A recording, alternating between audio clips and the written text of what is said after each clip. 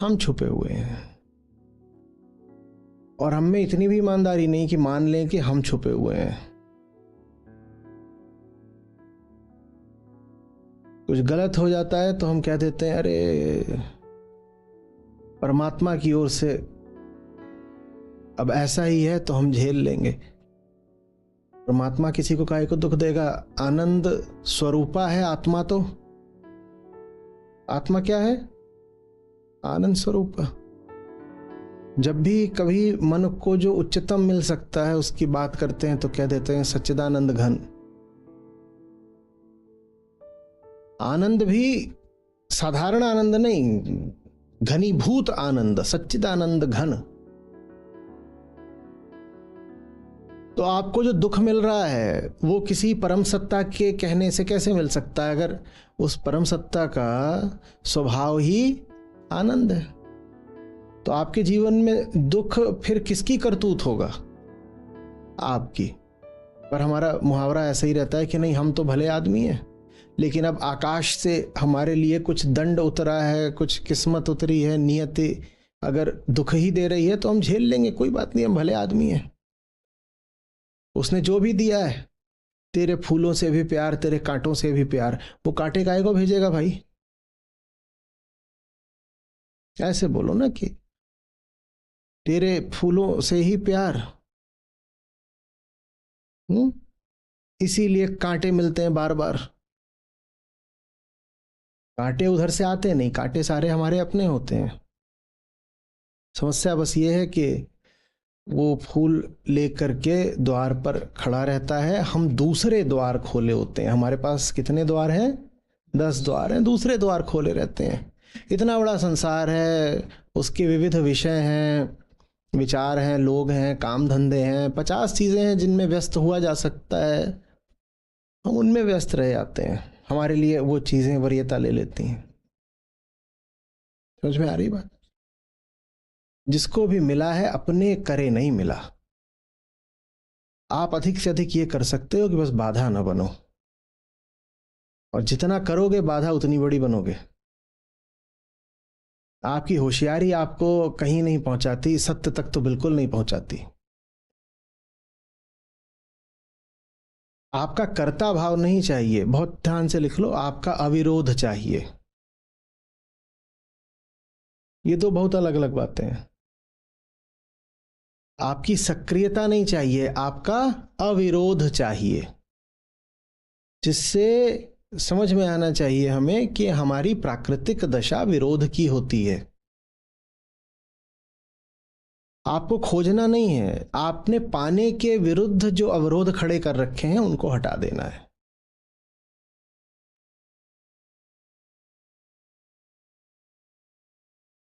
श्रम नहीं चाहिए आपका, बस हस्तक्षेप बंद करो।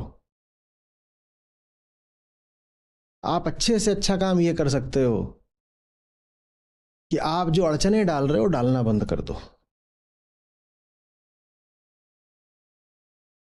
आपकी अनुपस्थिति आपको आपकी तरफ से उच्चतम भेंट होगी प्यार की। खुद से प्यार करते हो तो खुद के लिए गायब हो जाओ।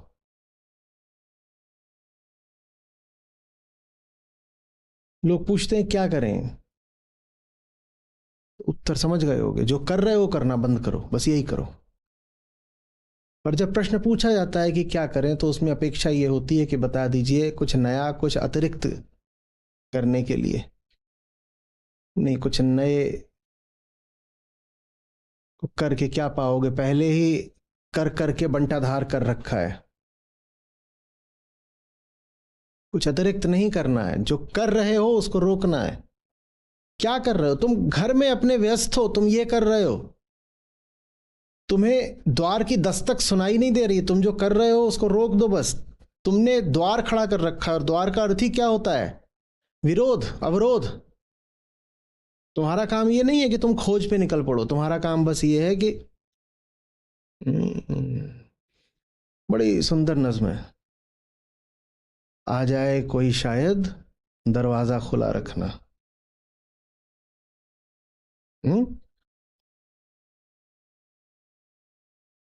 पहाड़ी को याद होगी पूरी। हम्म? राहों पे नजर रखना, होठों पे दुआ रखना, आ जाए कोई शायद, दरवाजा खुला रखना। हमारे दरवाजे बंद हैं। नचिकेता जैसा कोई आ भी जाए तो वो बेचारा बाहर ही बैठा बैठा, यहाँ तो बस 3 रात बैठा है। हमारे जीवन में जो नचिकेता आते हैं वो 3 कल्पों तक प्रतीक्षा करते रह जाएं हम तो भी नहीं दरवाजे खोलते। और तुर्रा ये कि हम कहते हैं हम खोज में निकलेंगे। तुम क्या खोज में निकलोगे? तुम क्या खोज लोगे? अगर दृश्य दृष्टा पर निर्भर करता है तो तुम खोज भी लोगे तो क्या खोज के लाओगे? अपने ही जैसा कुछ खोज लाओगे, नमूना, वानर। खोज खोजी पर ही आश्रित होती है ना। तो आप खोजने निकलोगे तो क्या ले आओगे? आप नहीं खोज पाओगे। ये भी बड़े कर्ता भाव, बड़े अहंकार की बात है कि मैं खोज निकालूंगा। साहब, उच्चतम जिसको भी मिला है संयोग से मिला है, अनायास मिला है। आप नहीं खोज लाओगे।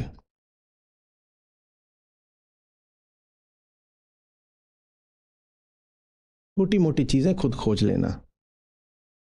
उच्चतम तो बस दरवाजे खुले छोड़कर ही पाया जाता है, अविरोध से।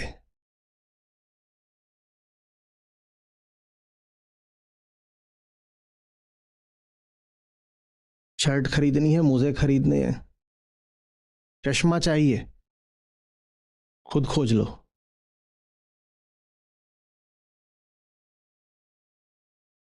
पर जिस दृष्टि से बाजार में चीजें उठाते हो, ये टोपा उठाते हो, ये जैकेट उठाते हो, उसी दृष्टि से अगर गुरु और ग्रंथ को उठाने लग गए तो क्या उठाओगे? कुछ ऐसा ही उठाओगे जिसमें टोपों की और मोजों की बातें होंगी। क्योंकि हमें जीवन में चाहिए ही क्या है? इधर टोपा और नीचे मोजा। पर हम सोचते हैं हम खुद खोज के ले आ लेंगे। हम सोचते हैं हम खुद चयन करेंगे। हमें ब्रह्मवेत्ता भी अपने अनुसार चाहिए, अपने अनुसार। हम कहते हैं मैंने खोजा, ये दर्प बना रहे ना, मैंने खोजा। नहीं, आपने खोजा तो फिर आपने अपने ही जैसे खोजा, आपको कुछ नहीं मिलेगा। 30 नंबर का पहनते हैं ये, तो ये खोजेंगे तो 30 नंबर का ही तो खोजेंगे। जो खोजेगा अपनी जैसा तो खोजेगा। ये 36 पहनते हैं, खोजेंगे तो 36 ही तो खोजेंगे। आप महिला हैं, आप कहीं पे जाती हैं कपड़ों की दुकान में, तो उनके कौन से सेक्शन में घुसती हैं तुरंत? महिलाओं वाले। वो महिला है तो खोजेंगी तो महिलाओं के कपड़े खोजेंगी। और कोई बच्चा है वो जाता है तो वो किस विभाग में घुसता है? वो किड्स सेक्शन देखता है, कहाँ है वहां घुस जाता है। आप खोजोगे तो आप अपने ही जैसा कुछ खोज लोगे जो आपके व्यक्तित्व से मेल खाता हो, और जो आपके व्यक्तित्व से मेल खाता होगा वो आपको तोड़ेगा कैसे? 36 की कमर पे 36 का पैंट पहनने से कौन सी आपकी नीति नीति हो जाएगी, बताओ तो। छोटी चीजें अपने हिसाब से, जो वास्तविक है उसके ऊपर अपनी शर्तें नहीं लादा करते, उसके लिए बस दरवाजे खोला करते हैं, फिर वो जो चाहे करे। उससे पूछते नहीं तूने क्या किया, क्यों किया। उसके ऊपर अपनी अपेक्षाएं नहीं लादते। अभी मैं लखनऊ में था तो वहां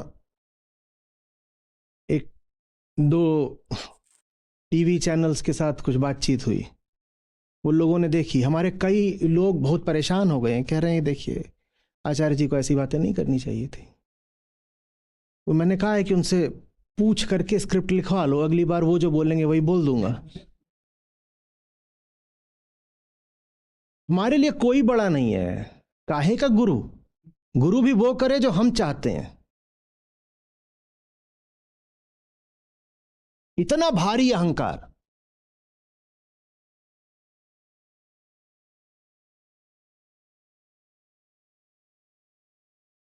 भाई मुझे तुम्हारे अनुसार बोलना है तो आओ, तुम ही बैठ जाओ यहां पर।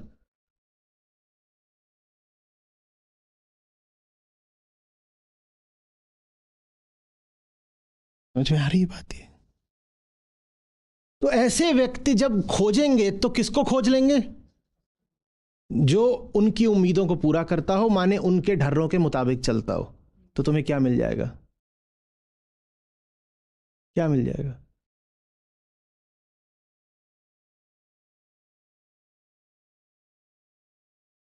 मक्खी ने क्या खोज निकाला? गुड़। चूहे ने क्या खोज निकाली? रोटी। या कभी ऐसा हुआ है, हमारे 2 खरगोश हैं, वो थोड़े बीमार हैं, तो यहाँ बगल के कमरे में रहते हैं अभी, वो यहाँ बहुत सारी किताबें रखी, हमने तो नहीं देखा कि हम आज सत्र पूरा करके गए और दोनों खरगोश झुके हुए हैं और ऑस्कर वाइल्ड को पढ़ रहे हैं। हाँ, इतना उन्होंने जरूर किया है कि बिस्तर के नीचे कुछ कपड़ा लत्ता मिल गया तो उसको उन्होंने। अब खरगोश खोजेंगे तो क्या खोजेंगे? गीता तो नहीं खोजेंगे। जो उन्हें खोजना था उन्हें मिल गया, जूतों के फीते काट दिए।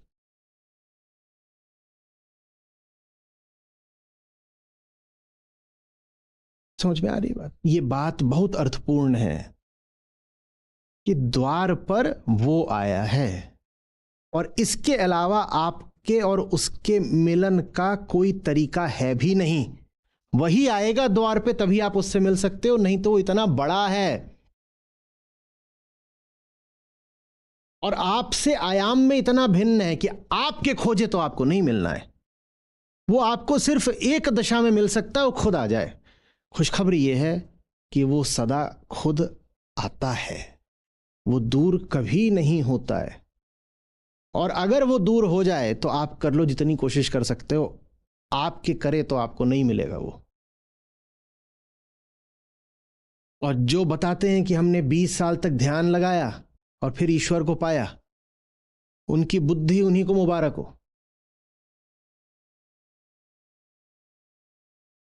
कोई कहे कि 20 साल तक मैंने स्वयं को मिटाया, तो बात थोड़ा समझ में भी आती है।